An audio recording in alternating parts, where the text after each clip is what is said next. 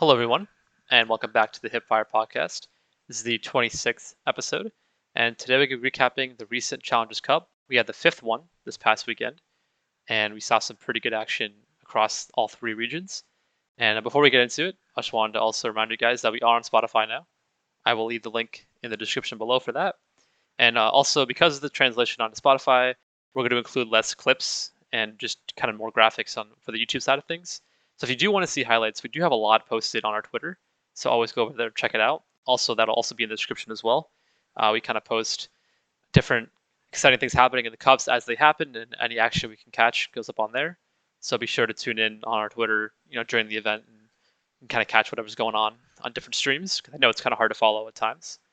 So today we're going to kick it off with the EU side of things. And before I kind of throw it to Yasser and he can kind of break it down a little bit more, we saw Rams take it home. So this is their second time in a grand final. The first time they got bracket reset and lost, which is heartbreaking. And this time they get the job done. And also, I wanted to say the top 8 in this tournament, I'm pretty happy with that being the top 8 in Europe. Like I know there's a couple teams outside like 3G and a couple other ones that are competitive as well, for sure. But in terms of like an upset heavy top 8, this wasn't that. This is kind of who you expect to be in the top 8, and we saw like really good series, a lot of crazy upsets, and like pretty competitive play because of that. So it's really exciting heading into the Elite Series, which we'll get into in a different podcast before the qualifier. But it's exciting because we now have a pretty solid look at who the top teams are in EU, and seeing them go head to head just makes me excited for the Elite Series. But yeah, so what was the big takeaway from the EU side of things? Yeah, so I agree with what you said. Obviously, you guys should look out for either Friday or Thursday. We're going to be posting a shorter video of our predictions for both NA and EU for the Elite Series qualifiers, so that be on the lookout for that. With regards to this past cup for EU, I mean, we obviously saw the Rams win, Vamos Rams. This was a very interesting tournament for themselves in many different facets. They ended up taking the grand finals. They lost the first best of 5, 3-2, or 3-1 rather, and they won the second best of 5, 3-2.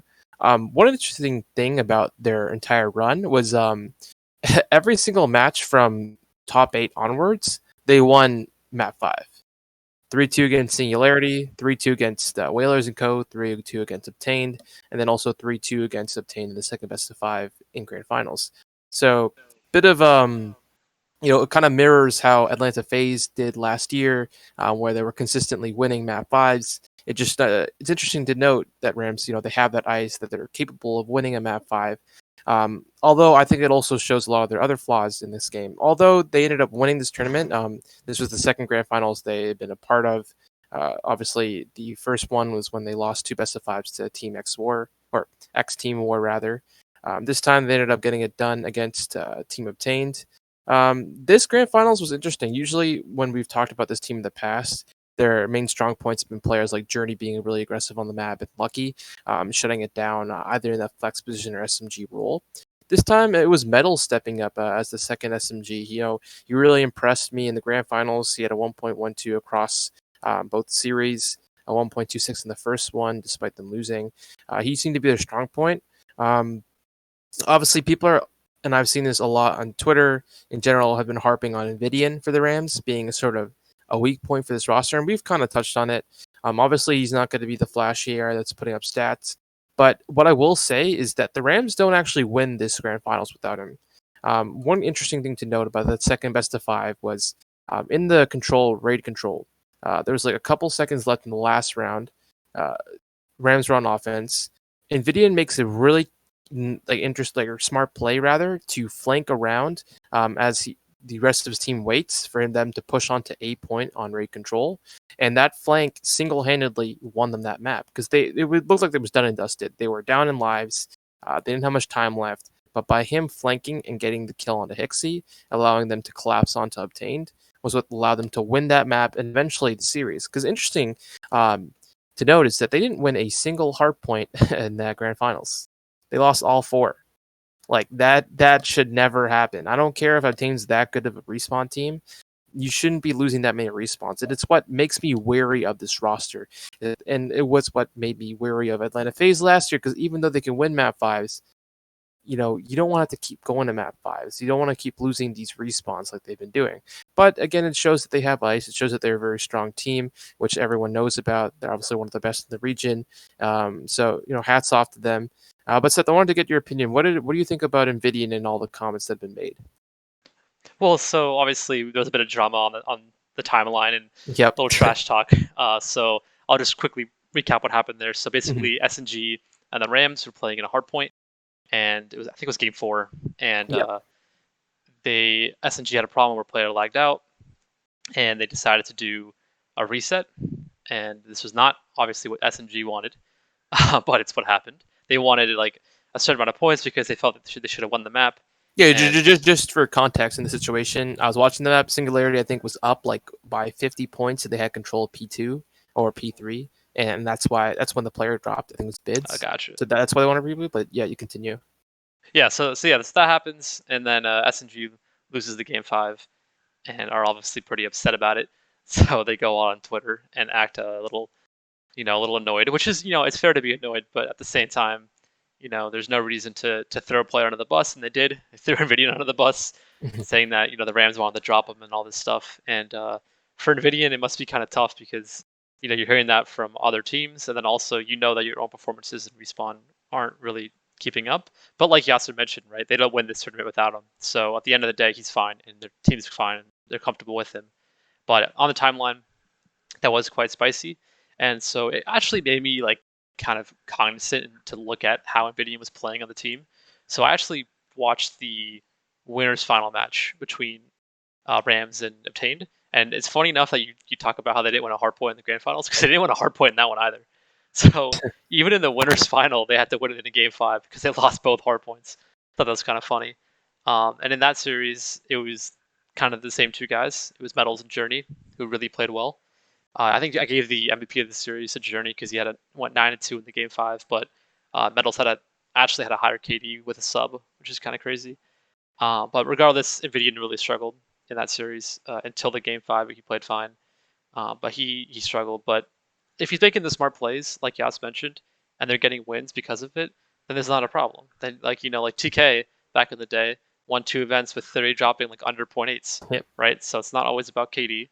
And I think this was really a nice tournament for them, for the Rams, because, on one hand, obviously they get the win, it's great. But on the other hand, it also builds confidence for Nvidian, because especially after what was happening on the timeline and everything, to come out and win after that, it must feel really great for him. And I'm sure they would have rather played SNG in the grand final, but Yeah. SNG did lose to Obtain, so we didn't get to see that matchup. But the way these teams are playing, I think we're definitely going to see that matchup a couple times. Oh yeah, no, so we're definitely we're definitely going to see that matchup going forward, and it's going to be very interesting to see the comments afterwards. But speaking of Obtain, the team that they play in grand finals, before I get to their whole roster mania, let me just talk about what their previous roster looked like. Obviously, they had previously won a Challengers Cup, which was Challengers Cup 3, if I'm not mistaken. Which kind of caught people off guard. They've obviously been a top team in EU, but they've shown that they can compete with the best in the top 4, and they've shown that consistently. And one of the interesting things I've seen with regards to this roster and team is their strengths in Respawn, in particular the hard points, and it was definitely evident against the Rams.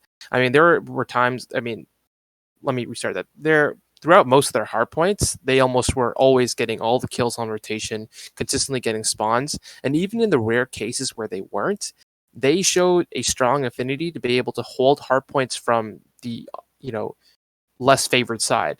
Like in the P3 of Moscow, they would hold it from, Eski's side as opposed to the back. And it is against the Rams. And it was like key moments like this in the game where even if they don't have spawns, they're able to adapt and figure out ways to put pressure on the map without having the spawns is what helped propel them to win those hard points and makes them such a strong Respawn team. I mean, obviously Connor and Harry were shutting down lanes with ARs. Hixie looked really impressive throughout this entire weekend alongside Callum. I mean, Callum had some major moments. I mean, he had the 4-piece on one of the hard points that we posted to our Twitter, which if you guys are looking for Twitter clips, we have a bunch on our Twitter. So if you don't follow that, be sure to check those out. But yeah, Callum was a bit inconsistent at times, but as a team, they look very strong. S&D, as Infinity noted on the broadcast, is a weak point. They don't practice it a lot, and it shows, and that's probably one of the reasons why they didn't win. Um, but I think, had they stuck together and done better in S&D, and with the help of Mad Cat, they could have been a bigger force. But as we saw today, it looks like they are making a roster move. Harry has decided to join X Team War in replace of Dave. So X Team War will now be Josh, Dave, or rather Josh, Harry, Nasty, and Vortex. And Dave is looking for a team, and as is Obtained looking for a player. So Seth, what did you make of that roster change? Well, it's tough because Obtained, when they won, it was a surprise to everyone, like most people, including myself. Mm-hmm. And it's like a fairy tale story, and you love that this team is able to progress and kind of like bite at the top four a little bit. Now they did it again, right? They did it twice. So it's clear that these guys are really good players, which to me makes it a little bit confusing, just because they have shown it progress and they were so close to winning their second title, and they fall just short, and then they call a roster change right afterwards. So like my initial reaction was like, what are they doing? Like why would this happen? But then when you think about it a little bit more, there's like kind of the whole saying of like maybe you hit your peak, right? Maybe the team feels like they can't get better than this. Maybe that's why, right? Maybe they feel like they can hit another level. I'm gonna stop you there. Just because I get the sentiment, and I think that would make sense for other teams. But did they drop Harry or did Harry leave? From my understanding, it sounds like Harry left. It wasn't that Okay. Obtained dropped Harry. It was Harry. From what it sounded like the timeline, Josh convinced Harry to join this team.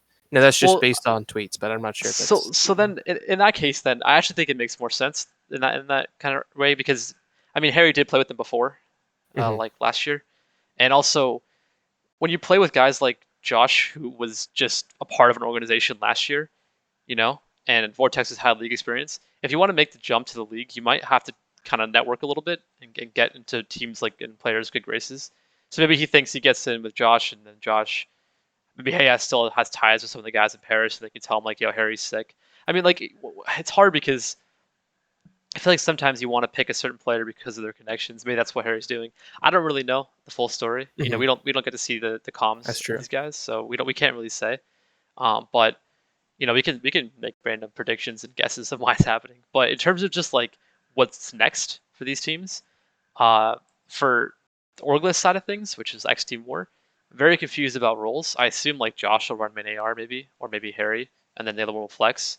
And then on the other side of things for Obtained, I'm actually kind of excited because I think there's a couple of really good players who are outside the top 8 right now. I was good, yeah. One of them being Chain, for sure. He's definitely one of them.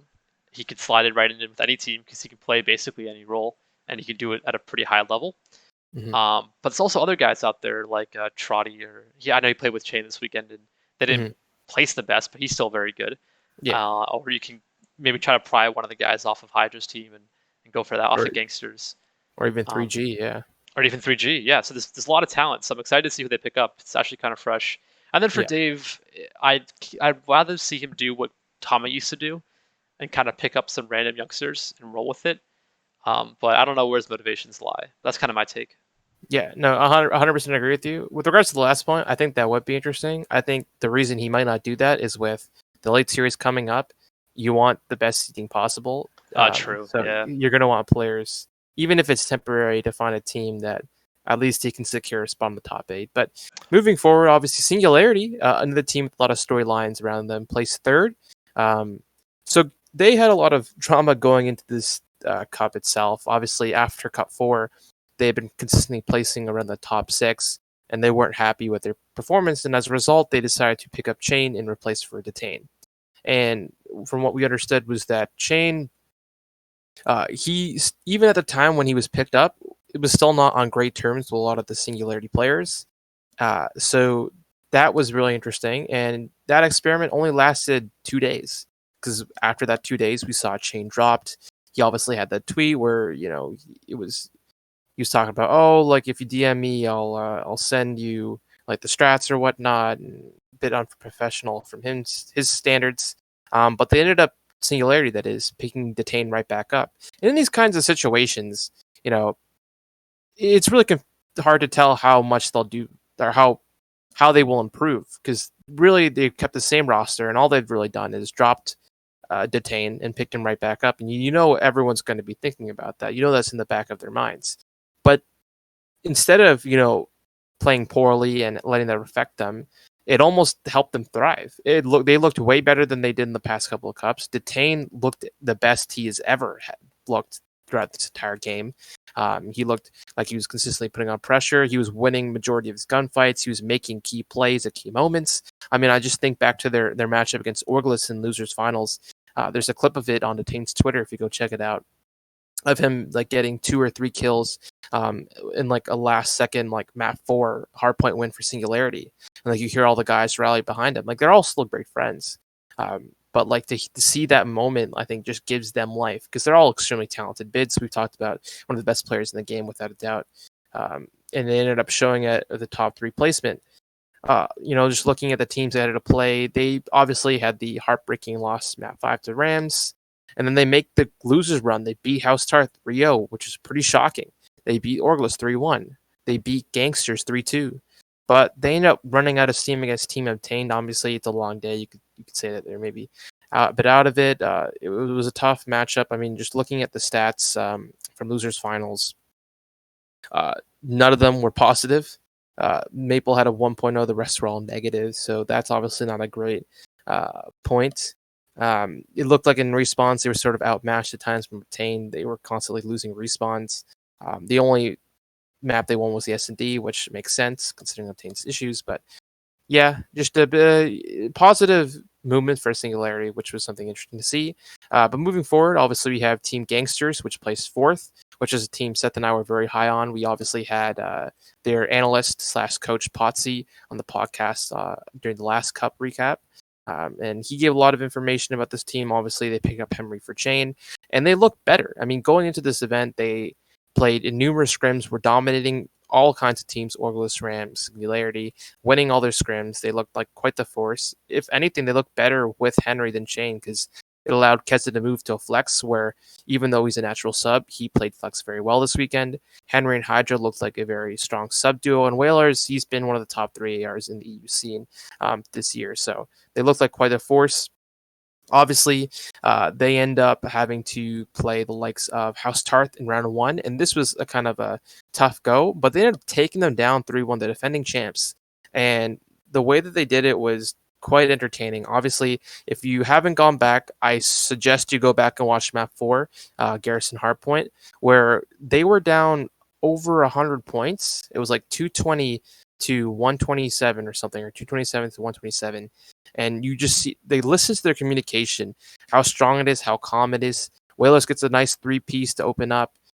You see Henry and Hydra, pushing out the spawns.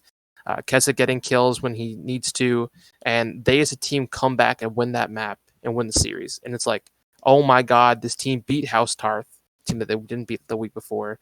They show that they have composure. They show that they can beat anyone. And that was really interesting to see. Obviously, they ended up falling to Rams in a map 5.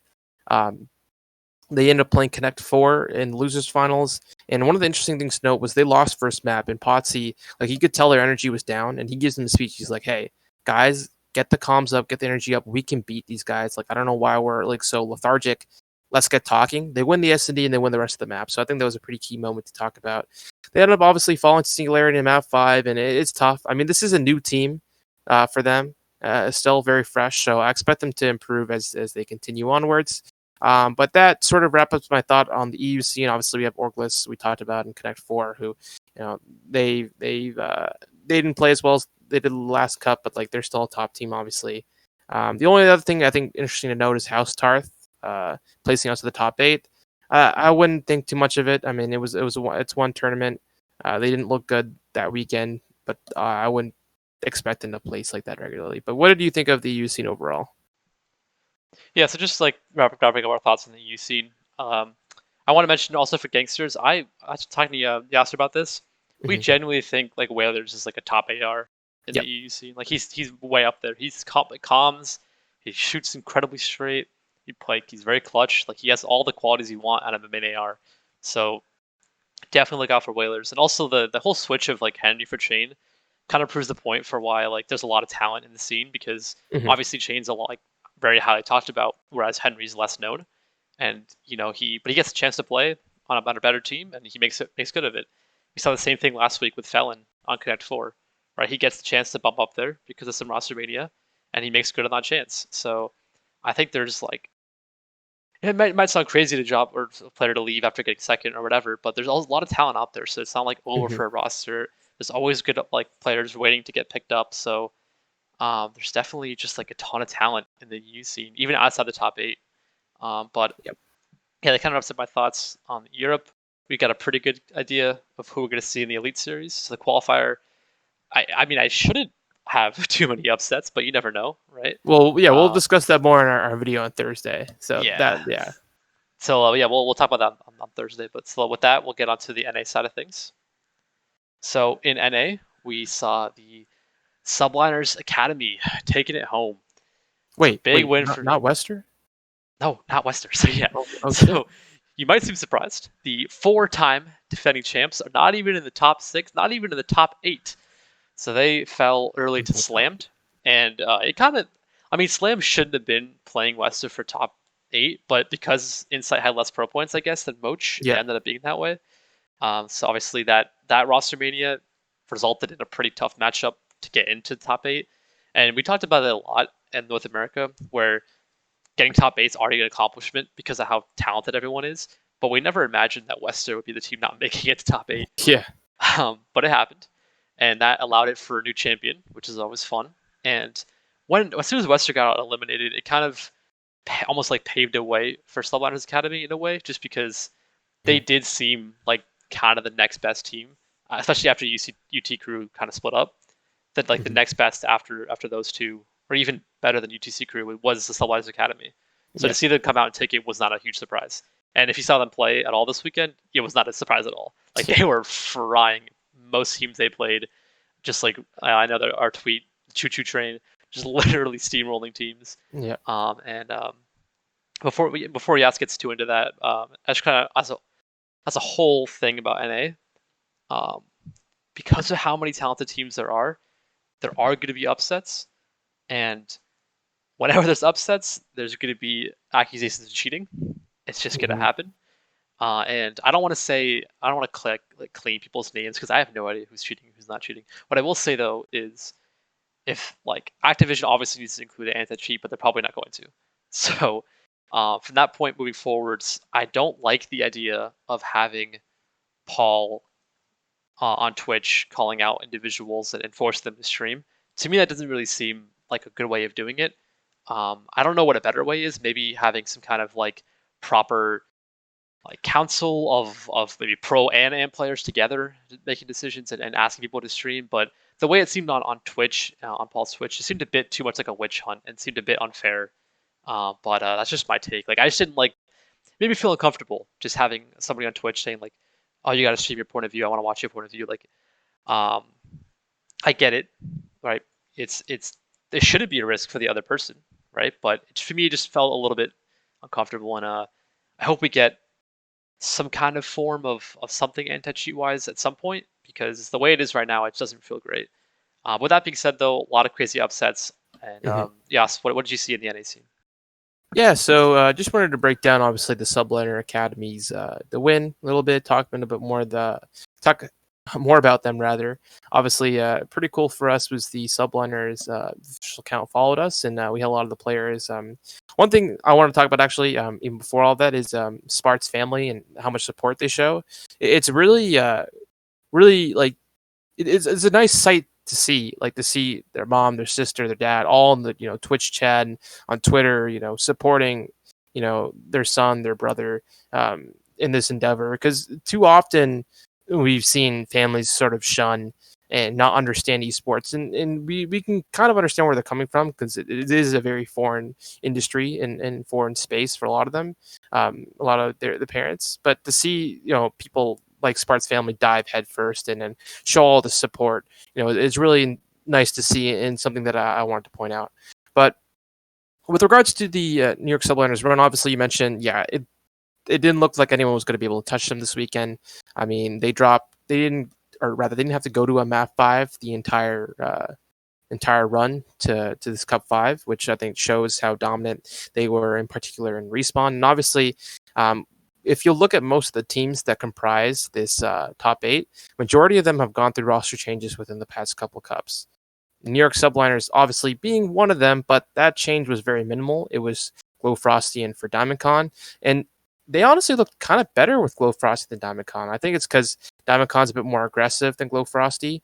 That Glow Frosty's playstyle may suit a team like the Subliners better. I mean, looking at Grand Finals, Spart had a .91. I'm sorry, on the tweet.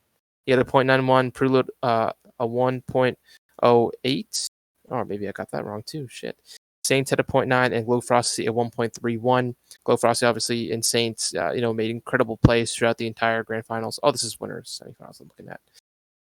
But anyways, regardless, the stats stay around the same for the most part. Obviously, Saints, I mean, really everyone on their team stepped up when they need to, made some incredible plays. And together they looked incredible in Respawn and almost even better in S&D. And I think that's a testament to how they've been screwing pro teams as well as of late. So that obviously they get better practice. But again, they look like the clear cut now number 2 in the region. And I really want to see them play Wester and see how those two teams go up. And hopefully we'll get that in the Elite Series. But yeah, Seth, what did you think of New York? Yeah, I think you hit on the nail on the coffin right there. Actually, you kind of did a good job breaking it down because it really was Glow Frosty and DiamondCon's playstyles for me. They kind of broke it down because one thing it also does is with a slow AR, it opens up the kind of the field more or the map more for your sub players. And Nato was frying. Cool. Like he was on fire this weekend. And for Nato individually, he's only going to get better as the year progresses. I don't know what kind of headspace he came into the AM scene with this year. It seemed like in the first cup, it was mostly jokes, and kind of having fun and just like enjoying Call of Duty. Yeah. But now it seems like he's taking it more seriously. Obviously, this, like Yas mentioned, this team is scrimming pro teams now. And so for Nato, like getting to practice against like obviously guys he was just competing with last year, it's got to feel good for him. And he wants obviously to get back to that position. So he definitely hit another gear this weekend, and I would expect to continue to see Nato play well. And he could definitely be on a league team, like without a doubt. I mean, it's Saints.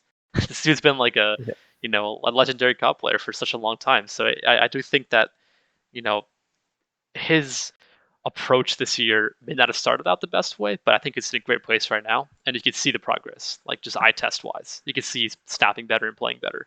Because like for the rest of the team, like Spart has been great since the game dropped. Hams has been frying since the game dropped.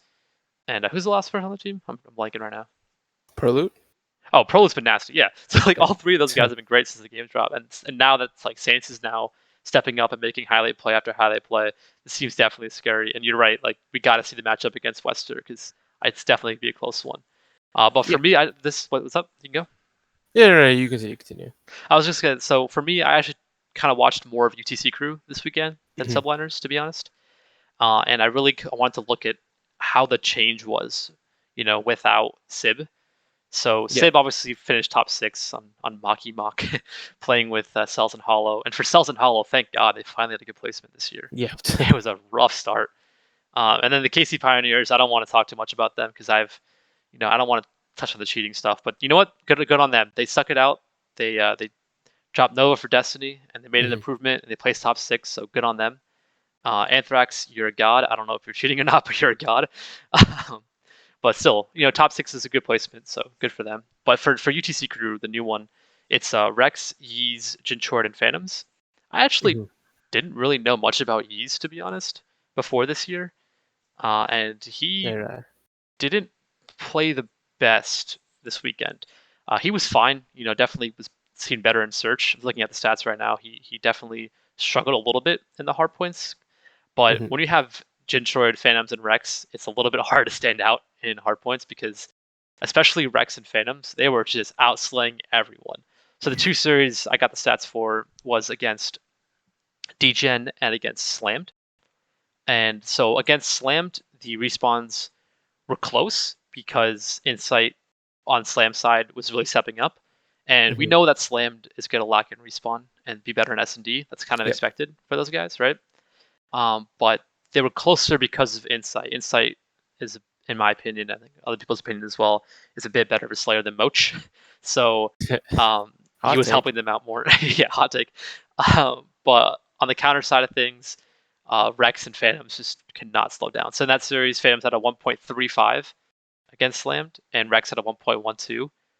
And so those two guys alone just kind of dominated. And Yeez did not have a good series in that one. But then in the next one against Team T-Gen, which is obviously Cruz's team, so let's go Cruz! I'm so hyped about that. This dude's had the passion from day one, coming over from New Zealand or Australia, APAC region, and he's been grinding it, and I love to see that. He fought COVID. He's doing great. Yep. But they ran into a tough opponent. In that series, Phantoms, he lit it up. He had a 1.9 in the hard point, then a 1.6 in the S&D, and then he had a 3.0 KD in the control. And Rex also had a 3.0 KD in the control as well. So it's interesting to see UTC Crew do that well in respawns, because I actually thought that Sib was like, the ungodly respawn player. He's also great in search as well. He was great at everything, right? So I thought that maybe they would take a hit not having him there. But really what it did is it opened up the map more for Rex. Like, Rex really had a license to go out there and just fry, and he did. Like, he took full advantage of that. He kind of was just snapping on everyone, and I think maybe it is because you remove another Slay heavy player like Sib, and Rex kind of fills the role instead, and he looked fantastic this weekend. So for that team, to see that much success right away is pretty great. Although, to be fair, right, in the loser bracket run they did have to beat Slammed and Degen, who are not Slay heavy teams, right? Mm-hmm. So I do want to see them play against like Wester, and I want to see them play against, maybe like BBG. I'm not sure if they matched up, but matchups like that where They did beat BBG 3-1. They did BBG? Okay, yeah, that's a good win then. Yeah, so that's fair. So yeah, maybe they are just that good at respawns, but it was hard to judge on those two series just because it wasn't even close, right? Like, it wasn't really competitive in the respawns. But what do you make of the rest of the teams in this bracket? Just to quickly touch on UT Crew, I think I agree with a lot of your points. I think what may have helped Rex is that, and one of the issues with his last team with Sib was that they fought a lot, and this was mid-game. They would argue mid-game, and I think having players that presumably weren't, in a combative mode with him, that were able to, take heed of what he was saying in game and listen to him and play more cohesive, allowed him to perform better. And I think you can say it about a lot of players. So I think for UT Crew that might have, led to the success. Obviously, like you mentioned, I have the stats of what they played New York subwinners in both winter semis and grand finals. And winter semis, they got outslayed. I mean, not a single player had above 1.0. They ended up winning actually the first hard point, but the rest of the series was kind of a shit show for them. Yeah, and then you look at the grand finals, was kind of the same scenario. They won the first hard point pretty dominantly, and then the rest of the map, rest of the series, they kind of get run out of the building. They just really weren't able to keep up in both scenarios. At times it was Yeezy obviously not having the greatest series, Jinchoi not having the greatest series. I mean, their S&D is what really hurt them, in my opinion, against these other teams, because even though they're a strong respawn team, because they're so new, they didn't have the S&D strats that some of these other teams do, and as a result, they faltered. So as they play more, I expect them to get better at S&D, and you'll see more improvements. I think the only other team I really want to touch on is Slammed. Obviously, more people know them as Toronto Academy. They, as you mentioned, are always going to be a strong S&D team, and they took down Wester. And when you think about it, I think they're the perfect team to take down Wester. They're the team that makes the most sense that would take down Wester, because Wester is so dominant in respawns that the one thing that you can sort of nitpick at is their S&D. Now, they're a very strong S&D team in their own right, but that's Slam's bread and butter. They love S&D. The players they have, Onyx, Scrappy, Teskey, Insight, all very strong S&D players. Their strats are really unmatched. Their mid-game, in-game adjustments are what help propel them. And I think if I was to call any team to beat Western, beat them because they could take the S&Ds, which they did, and all they really have to do is take one respawn. And as people keep noting about Onyx's host, say what you want, they took a respawn off Western, and that's all they need to do to win the series. So hats off to them, very impressive. But once again, we see multiple new teams, whether it be KC Pioneers and Team GGen and or Mocky Mock making top 8, and even higher this event made top 8. That it makes the Elite Series qualifiers just crazy. We're going to touch on that on Thursday, but it's just something to note is that with how much volatility there is within the top 8, it really makes teams like Subliners, UT Crew, and Team Slammed stand out more because they're the ones that are able to consistently place within the top 8.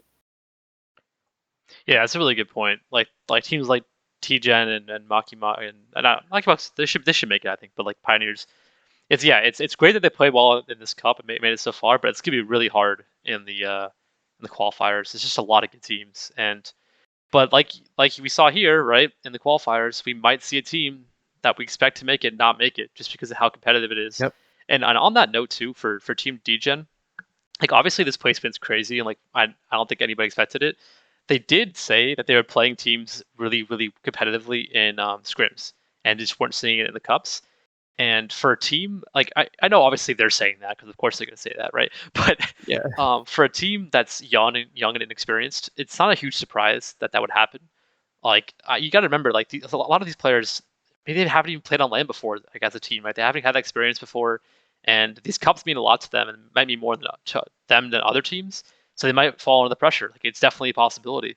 They might get hosted one map and then just not be able to regain and not have the composure because they're not used to it, right? So for these young teams that can do well in scrims and are not seeing the results in the cups, keep grinding because you'll get there. And we saw it this weekend. Like teams that can play competitively and that have competitive players, like they can do it. You can definitely pull off upsets. And for the Elite Series, like it's 32 team qualifier. Yep. 32. That's a lot of possibilities. A lot of potential for upsets there. So, I mean, to give you an idea, yeah. the 32 seed this past cup was Stolly, Boards, Dassa, and Jet TV. No offense to any of those guys, I do not recognize a single name on that team. Neither do I. But it just shows you there's a lot of teams that are going to qualify for this, and they're going to play in this, and that have potential for upset for all we know. Yeah, I think that's going to kind of wrap up our thoughts on the Cup 5. Awesome cup. We got a new winner in NA. We got a new winner in EU. But in APAC, we had a consistent theme of Renegades winning. I know they dropped one cup so far this year, but they back are on top again. However, I didn't get to watch it, unfortunately, because it's rough on the timing side of things, and we got to cover EU and NA as well. But from what I saw on Twitter, it was a crazy series. I believe the Chiefs beat them in the winners final 3-2. And then the Renegades dropped down to losers and then beat the Chiefs in 3-2 with 3-2, so a 10-map series, both game 5s. So to me, that points to two things. Like one, it points to maybe the Chiefs are catching up and getting better and are closing the gaps, so to say. Or it also speaks to the fact that the Renegades may have been complacent, and the fact that they already lost the cup this year also kind of points to that as well. But I don't know. I hope it's that the region are getting better.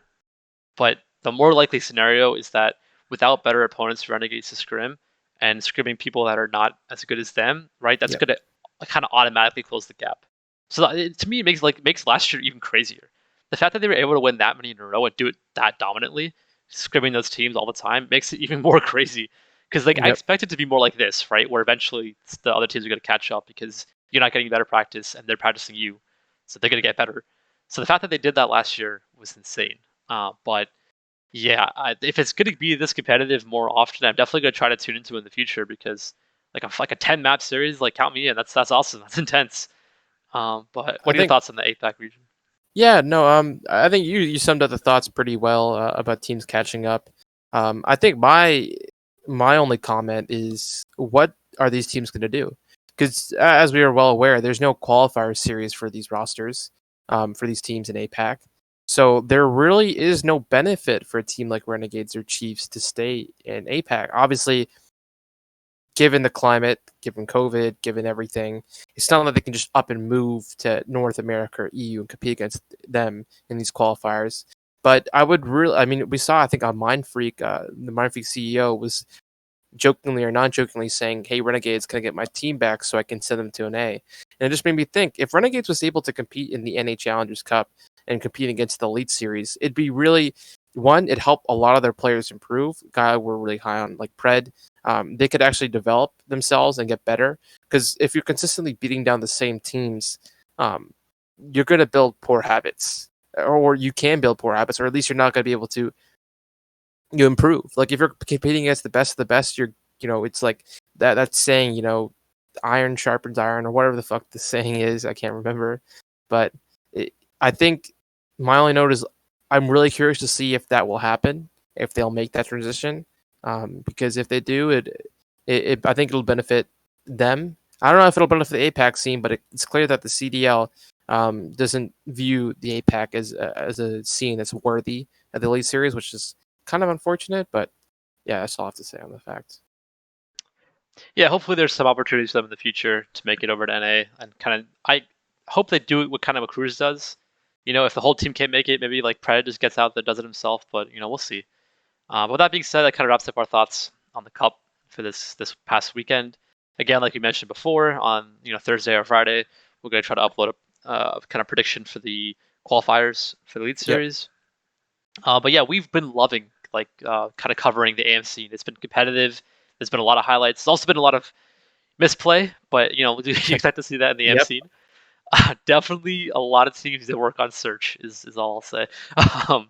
We saw some pretty funny things happening in Garrison Search this weekend. But with that being said, that kind of wraps up our thoughts on the Cup. And let us know what you guys want to see in the future, especially with the CDL starting up again. We're going to try to do some shorter form content. So, maybe like player profiles, looking back at old events. Let us know what you guys want to see.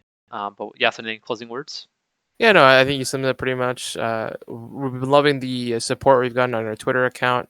Obviously, we tweet out lots of clips during the Challenger weekends and updates and stats that we're able to get. So appreciate all the support and love. Again, any comments and feedback on this podcast are much appreciated. And as always, look out for our video on Thursday that we're going to be posting with the Elite Series. We're going to go. That one should be really interesting, because especially in North America, as you've seen, lots of potential variations for the top 8. But other than that, please subscribe. I think we want to get to 100 subscribers. We're pretty close, so that'd be pretty awesome. But other than that, thank you, and we'll see you in the next one. Yeah, see you.